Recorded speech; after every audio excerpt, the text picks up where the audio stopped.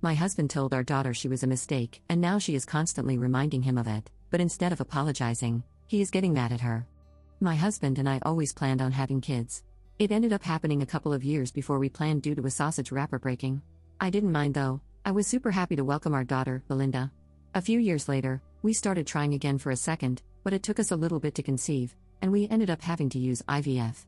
The doctors never figured out why I couldn't get pregnant the old-fashioned way the second time, but after one round, my husband and I welcomed our son, Philip. Belinda is now 15, and Philip is 9. A close family friend of ours is going through their own infertility journey. My husband and I were discussing it.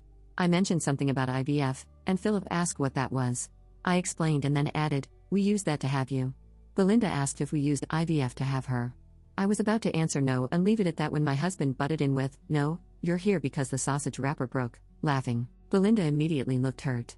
We've had the talk and have discussed that sometimes sausage wrappers aren't effective, how to use them properly, and other forms of birth control, so she understood exactly what he was saying. I quickly added, "You were a surprise, but a much welcome surprise. We always planned on having kids, it just happened a few years sooner than expected." Belinda just nodded and quietly said okay, but I could tell she was really upset. I later told my husband to apologize and make sure she understands that she's loved and wanted. He told me I was overreacting. I spoke with Belinda and told her she was loved and wanted. She seemed to feel a little better but still wasn't completely happy. It's been a few weeks and Belinda has made little jabs here and there. Not in a playful way, clearly, she's still hurt. She'll say things to her dad like, "Well, clearly, as I was some big mistake, and sorry for inconveniencing you." My husband got fed up and told her she's being dramatic and he didn't mean anything by that comment. He later told me to tell her to cut it out. I said no.